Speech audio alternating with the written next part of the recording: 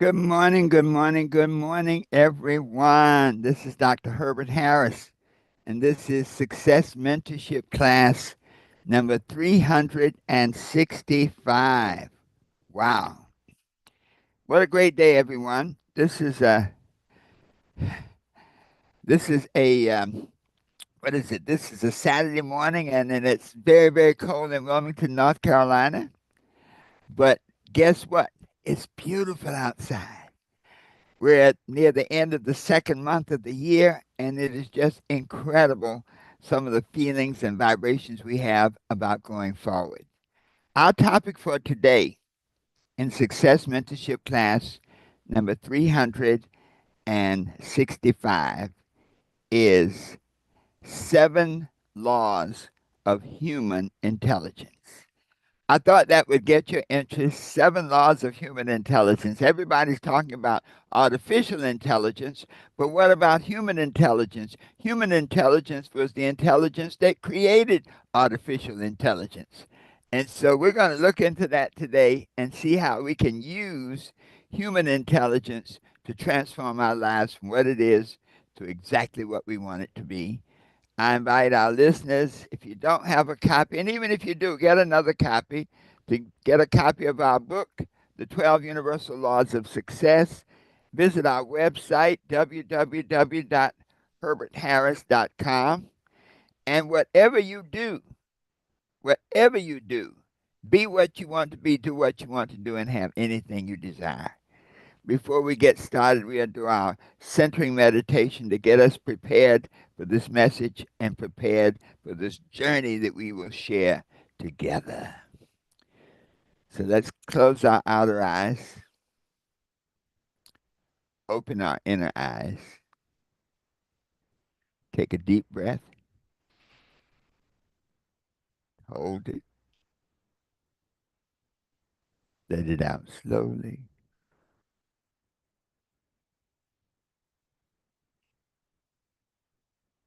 Take a deep breath, hold it, let it out slowly.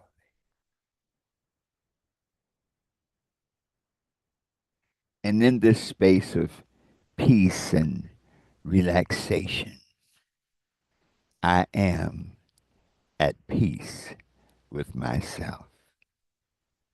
Let us affirm that together.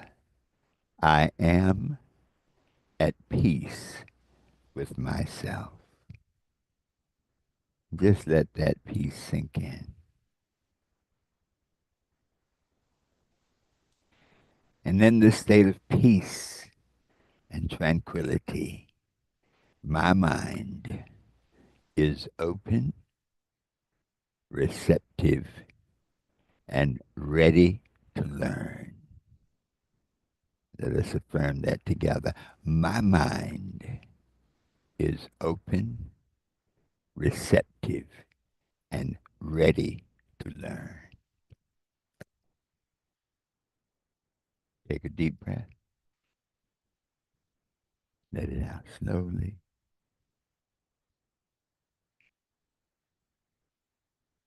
So it is. This day, one of the interesting things about this topic, a quote I'd like to share with you, and actually, it it's a really, you might say, a universal quote. It comes from our book, The 12 Universal Laws of Success. And it says this: what you conceive and believe, you can achieve. I'll say that again. What you conceive and believe, you can achieve. And I wanted to start with that thought because over the last 2 weeks, we've discussed two very profound topics. We talked about the power of the pivot, how many of us get to a point in our lives where we may need to make a drastic change, a drastic shift, where we need to change direction, change affiliation, change our playground, change our playthings, change our playmates, to do something to stop where we are, to go where we want to go. So that power of the pivot, an awesome choice that we have that we can make to transform our lives. The second topic we had was profound. Last week, Christine shared a topic that I think just opened up everybody's mind to renegotiate your life. That life is not only a celebration, life is a negotiation. You determine how you live, you determine how you relate to the world, and in that way, you determine how the world relates to you. And so when we have these two concepts, and I'll call them uh, a mindset for change, to pivot and to renegotiate, then how do we move forward? What are the next steps? We hear so much about AI, that AI can show us the way. And I'm learning in many of the businesses and many of the things that we're doing, AI is a powerful tool. I love to go to the definitions, and I had a beautiful definition for AI, artificial intelligence. And it said, artificial intelligence is the capacity of computers or other machines to exhibit or simulate, operative word, simulate intelligent behavior. And so this idea of AI is interesting. In other words, that we can use computers to simulate the thinking mind, the creative process. Then we ask, well, what about human intelligence? Because human intelligence created artificial intelligence. I was in the computing area many years ago, and we had a thought, and it says garbage in, garbage out. That your computer was no better than the person who programmed it. And so when we look at AI right now, basically what AI has been able to do is to literally read virtually everything on the internet. The internet is this huge field of information to read it and store it and manipulate it. But still, human intelligence is more profound. I looked up a definition, and human intelligence was so much, you might say, more rich than this artificial intelligence. And it said, human intelligence is a mental quality that consists of the abilities to learn from experience, adapt to new situations, understand and handle abstract concepts, and use knowledge to manipulate one's environment. So, literally, human intelligence is the ability to use your mental faculties to create and impact the life in which that you're living. Now, there are two other aspects of this. Someone says, can a computer be creative? A computer can be creative, but when I look at the difference between human intelligence and artificial intelligence, on page 82 of the 12 Universal Laws of Success, we talk about two types of imagination. Synthetic imagination. Definition: through synthetic imagination, existing concepts, ideas, and plans are arranged into new combinations. This type of imagination operates through education and observation. A genius uses synthetic imagination to create something totally new. And isn't that really, when we think about it, what this artificial intelligence is really about? Taking what already exists, the ideas and the plans that already exist, and arrange them into new combinations. I was looking at the process for artificial intelligence to create information, and basically it looks at what has been done before, what words have followed other words. And so when it writes a sentence, it's like a a statistical analysis of what should follow based on what has gone before. But now let's look at creative imagination from page 82. Through creative imagination, your mind has direct communication and contact with universal intelligence. Creative imagination is the faculty through which hunches and inspiration come. It communicates through the subconscious minds of others and operates as a sixth sense. Though it operates automatically, creative intelligence is most productive when your conscious and subconscious minds are in harmony with it. So when we look now, then, our minds, the human intelligence, is more like creative imagination. And so we can say, well, what's the difference now? Artificial intelligence operates on what we give it.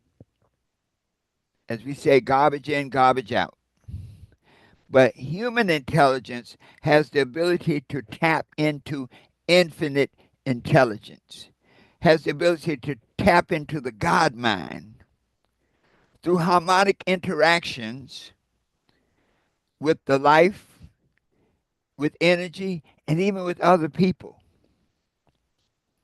So we can use something like the mastermind principle, where human beings are able to connect with one another on a thought level, and this vibration of these individual thoughts come together in a harmonic way so that 1 + 1 is more than 2.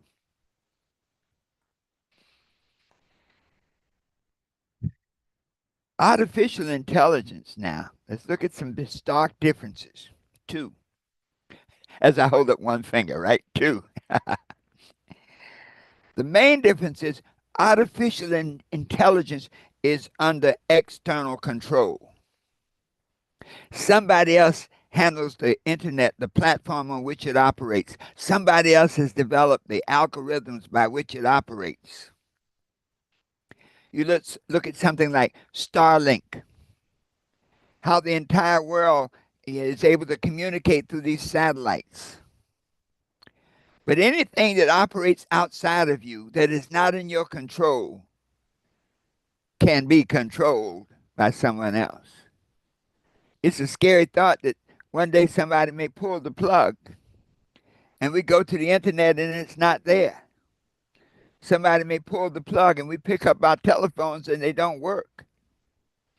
When we look at what was done in the Middle East with cell phones blowing people up, anything that is not controlled by you, not controlled by God, can be problematic. And so after we have made our pivot, after we have renegotiated our lives, how do we move forward? And so my recommendation is this: to protect our own ability to create the life we desire, to create that life from within our creative imagination, within our connection to infinite intelligence. And so in doing this, I wanted to put forth 7, I'll call them laws of human intelligence. There are other laws when you look at our book, The 12 Universal Laws of Success. But these 7 laws now can form that foundation for you now to go forth after you have pivoted, after you have renegotiated. These are some principles that can take you to the next level. So let's look at principle number 1, the law of belief. Belief is the foundation for every achievement. You know, our opening quote, if you can conceive it and believe it, you can achieve it.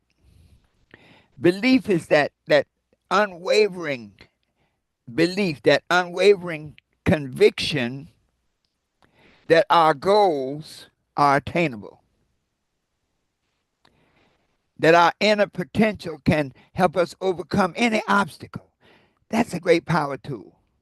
So it is through belief that we can look at our situation in life as we decide how to go forward, and we can say, hey, I believe I can do it. And then I can take belief to the next level, which is faith. Faith is the substance of things hoped for and the evidence of things not seen. So belief morphs into faith, and that gives you the tool now that no matter what happens, no matter what pig pen you're in, no matter what bad relationship you're in, no matter what things have happened to you to keep you from doing, being, and having what you want, you can overcome it. In other words, belief can give you unlimited potential to overcome obstacles and create the life of your dreams. Powerful tool. Henry Ford said something very powerful. He said, whether you think you can or you think you can't, you're right.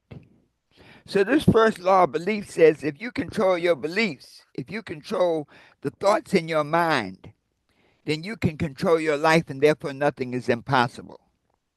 So after you've pivoted and now you're renegotiating, whatever you put in your mind, whatever beliefs you hold can guide you. Because belief is a power tool.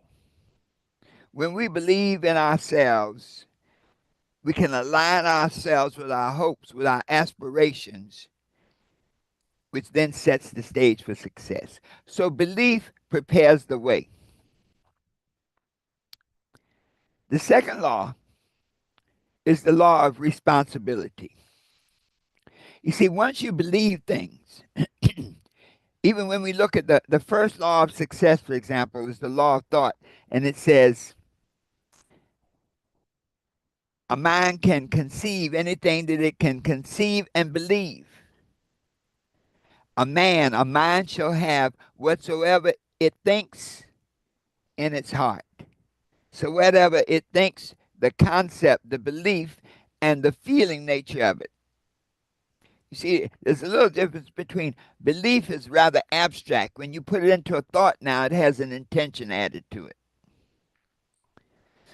And so when we say, I take responsibility now, it's that whatever that new mindset, whatever that those things are that you believe, now you're taking responsibility to manifest them in your life.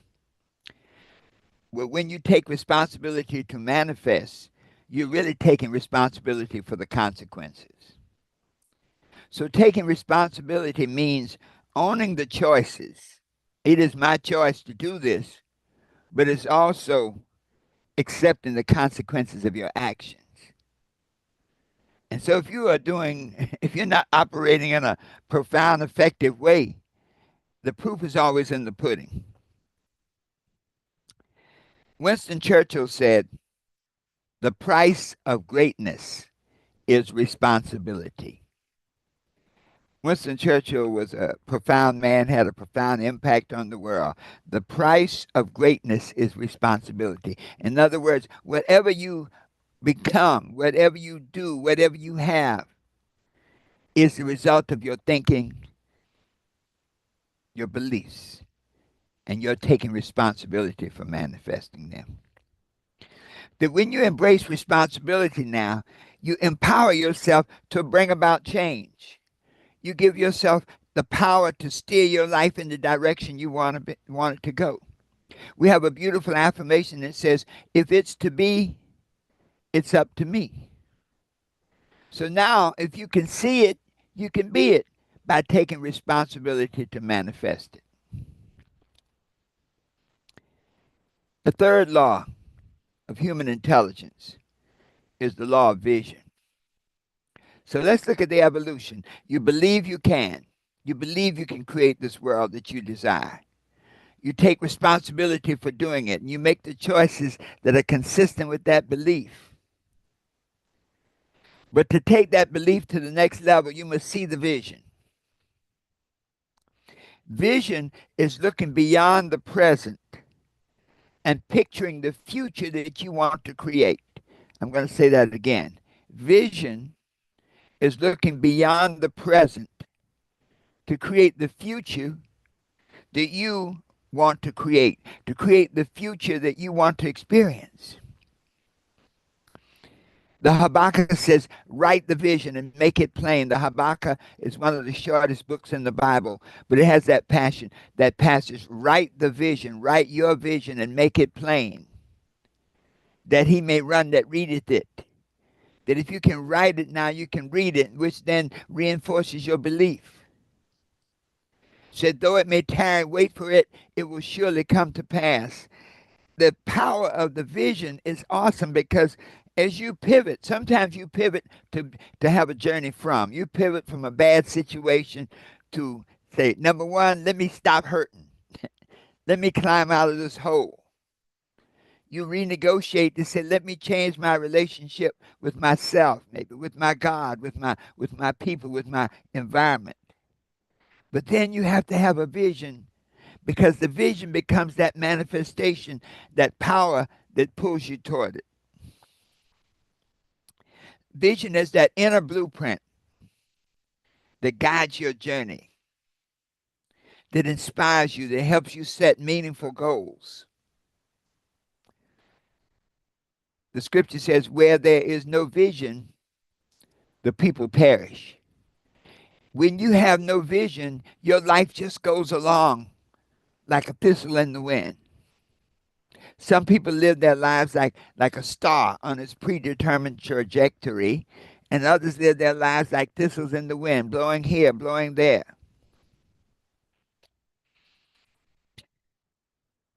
Joel Barker said this: vision without action is merely a dream. Action without vision just passes time. But vision with action can change the world. One of the most powerful things about vision is really operates in what we might call the law of manifestation and energy. That there is no vision that you can have that does not have the provision to help it manifest. Many people are guilty of dreaming too small. With vision, there's no limitation on your imagination. And the fact that you can see the vision means that there's an energy equivalent out there in the universe that is waiting to be manifested. And so if you have a vision and you believe it and you feel it and you talk about it and you act on it, it will come to pass. Which leads us to the fourth law of human intelligence, which is action. See, now this is where there's this great divergence a lot from that artificial intelligence because action is that catalyst. Action is that stimulus that converts ideas into reality. An idea, a thought is just a thought. But the moment you put feet to it, the moment you act on it. And so as we go forth over this next year, every thought that we have, the moment we start to act on it, we'll get desired results. So we believe it, we take responsibility for it, we see it, and then we act on it. You see, action confirms belief. Action confirms belief. So what you act on, you believe, and that then creates the vibration that helps it manifest in your life. One of my great German philosophers was Johann Wolfgang von Goethe. And he said this: knowing is not enough. We must apply. Willing is not enough. We must do. Knowing is not enough. We must apply. Willing is not enough. We must do. So this gives a solid foundation now after we have made these changes to how to lay out our lives the way we want them to be. When we start taking action, it gives us the ability to move beyond contemplation to operation. Move beyond contemplation to manifestation.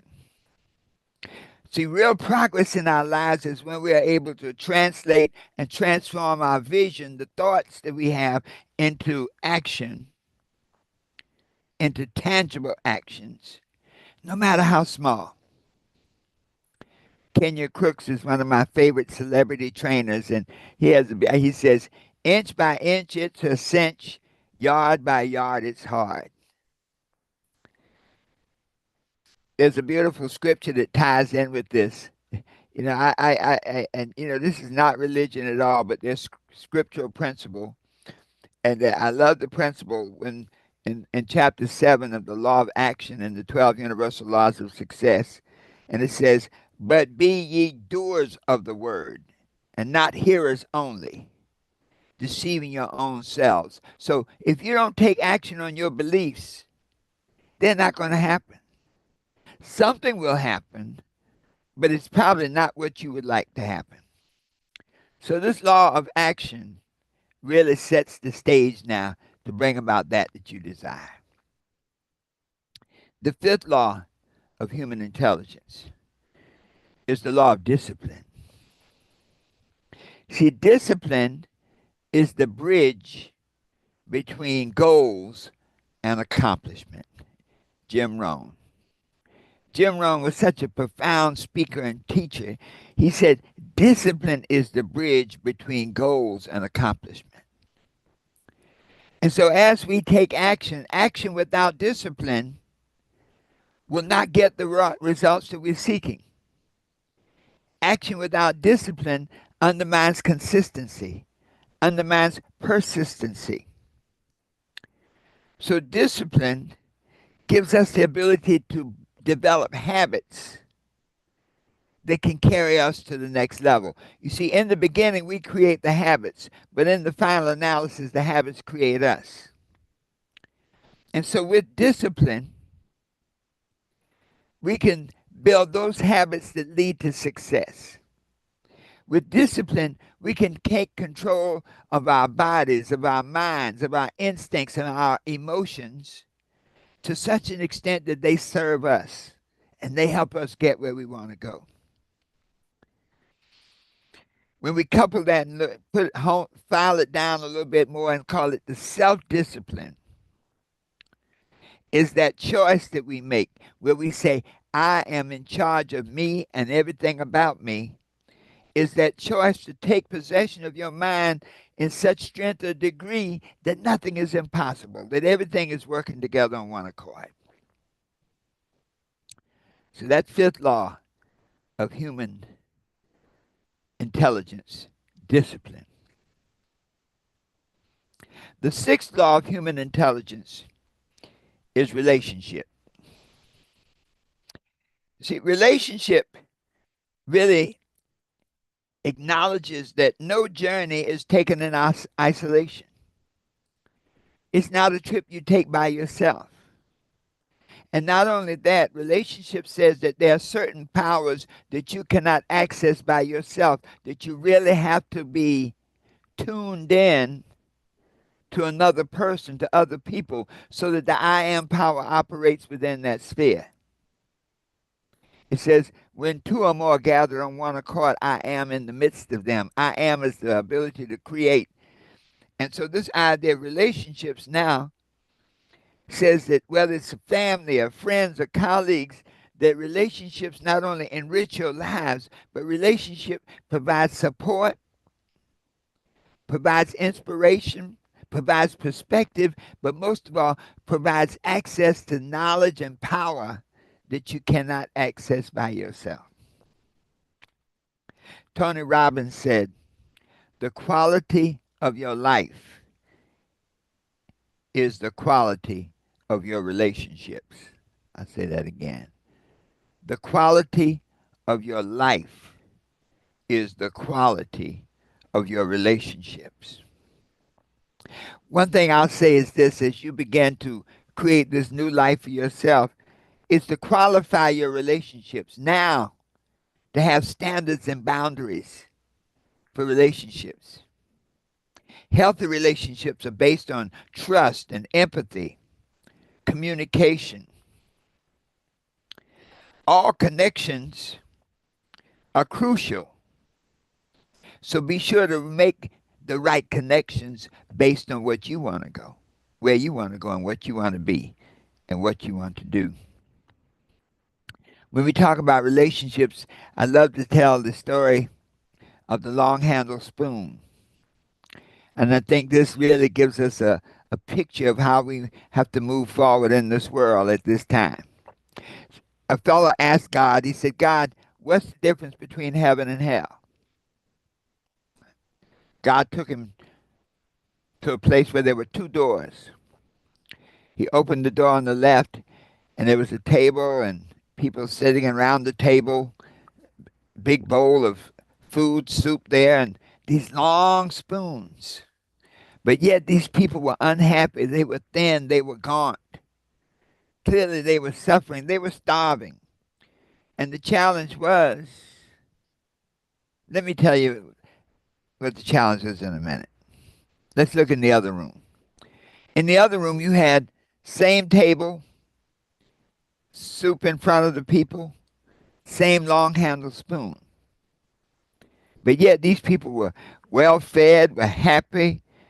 You could tell they were healthy. And so the man said, well, God, what's the difference? God said, well, the people on the left side, you see that spoon was so long, you could not use that spoon and dip the soup and reach your mouth. Your arms weren't long enough. And they were selfish and they were self centered. They didn't care about anybody but themselves. And as a result, they starved because they could not feed themselves. But in the other door on the right side, these people had the same challenge, but they had a different mindset. They said, if I can't feed myself, let me at least feed my neighbor. Let me feed my brother. And so this way, they took that long spoon that they couldn't feed themselves, but they could feed their neighbor, and each one fed someone else until everyone was fed. So relationships are a powerful tool that can help you overcome things like nothing else. And then finally, the seventh law of human intelligence is the law of obedience. Now, I don't mean obedience to any dogma or laws, something outside of yourselves.